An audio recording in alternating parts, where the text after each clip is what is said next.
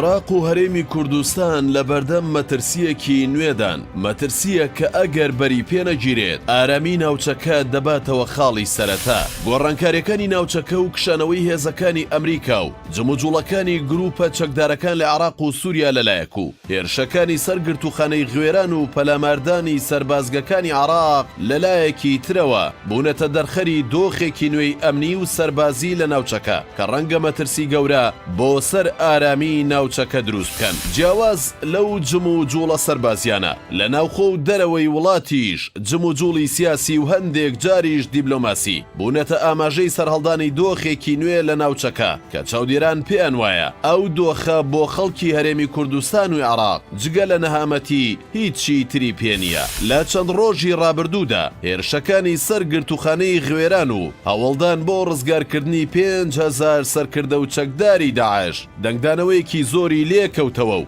بووە مەترسیەکی گەورە لەسەر ڕۆژاوای کوردستان. پەلامارەکان ئەو کاتە زیاتر مەترسیان دەرکەوت کە بیندرا دەوڵەتی تورکیا و بەشێک لە گروپە چەکدارەکانی ناوچەکە پشتیوانی چەکدارانی داعش دەکەن لە هێرشەکاندا. لە گەرمەی پەلامارەکەی سەرگرتوخانەکەی حەسەکە لە ڕۆژاوای کوردستان لە پارێزگای دیالەی عێراقیش چەند هێرشێکی تیرۆریستی کرانە سەر یەکە سەربازیەکان و لە سەربازگەی دیالە لە یەک هێرشدا 11 سەربازی عێراقی کوژران کە هەرزوو دەستگای هەواڵگەری عێراق بانگەوازی دۆخێکی نائاسایی و ترسناکی کردو. هێرشەکەی سەر سەربازگەکە و گرتوخانەکەی بەیەکەوە گرێدا. مستەفا کازمی سەرۆگۆزیرانی عێراقی فیدراڵ دوێنێ لە ناوچە سنووریەکانی هەرێمی کوردستان سەردانی سنوورەکانی نێوان عێراق و سووریای کردو. سەربازگەکانی بەسەر کردەوە و جەختی لە توند و تۆڵکردنی خاڵە سنووریەکان و سەنگەرەکانی بەرگری لە وڵات کردەوە و ئاراستەی کردن بۆ ئەوەی ئامادە بن بۆ هەر ئەگەرێکی نەخوازرا و پەلامارێکی لە ناکاو. ئەم سەردانەی کازمی وەک فەرماندەی هێزە چەکدارەکان و ئاماژەکانی قسەکانی سەلمێنەری ئەوەن کە تەواوی عێراق لە بەردەم مەترسیەکی گەورەدایە و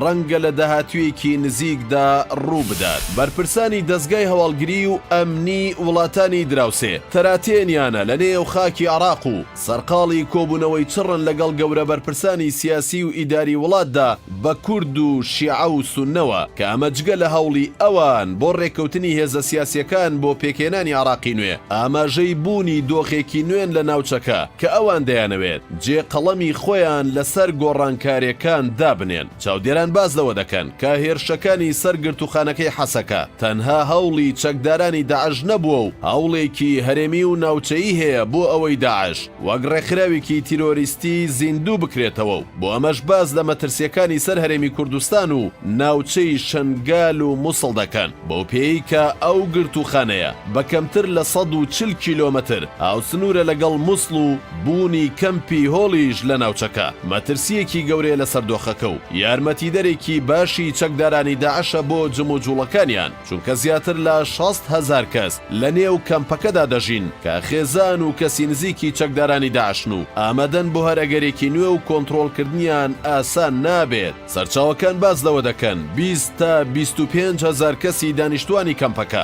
ئامادەن بۆ چەکداری و هەر ئەگەرێکی نوێ کە دێتە پێشەوە. جموجوڵەکانی داعش و کۆبوونەوە و ڕێکەوتنە سیاسیەکانی وڵاتان و هێزە سیاسیە ناوخۆیی و ناوچەیەکان ئاماژەن بۆ بوونی دۆخێکی نوێ کە شارەزایان گومانیان لەوە هەیە. ئەم جموجوڵانە هەوڵێک بن بۆ دروستکردنی هێڵێکی نوێی جوگرافی و یەکەیەکی نوێی ئیداری لە ناوچەکە بە پشتیوانی وڵاتانی دەرەکی کە ئاسانتر ئەو وڵاتانە بتوانن قاچیان بخەنە نێو خاکی هەرێمی کوردستان و عێراقەوە و هەر کارێکیان بەبەست بێت بتوانن ئەنجامی بدەن.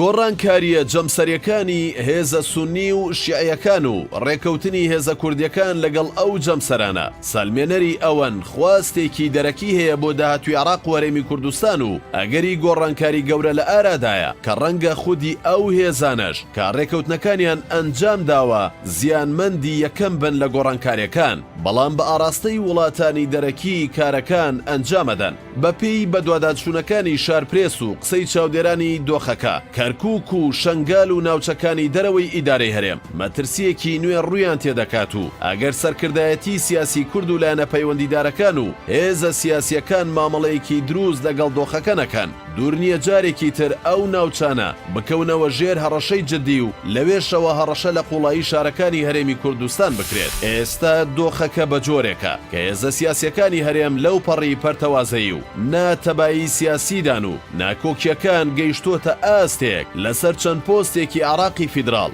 خەریکە ئارامی و ئاسایشی هەرێمی کوردستان یان لە بیر دەچێتەوە یان دەبێتە قوربانی ڕێکەوتنە سیاسیەکان ئەوەی لەسەر سەرجەمهێز و لایەنەکانی هەرێمی کوردستان پێویستە ئەوەیە بە زوویی بیر لە گۆڕانکاریەکان و جەم سەرگیریەکان و زیندووکردنەوەی تیرۆریستانی داعش بکەنەوە و مەترسیەکانی ناوچەکە تاوتوێ بکەن و هەوڵی ئەوە بدەن ئەگەر نەشتوانن بەربا گۆڕانکاریەکان بگرن خۆیان نەبنە بەشێک لە پرۆسەکە و مەترسی لەسەر هەرێمی کوردستان و دانیشتوانەکەی دروست نەکەن.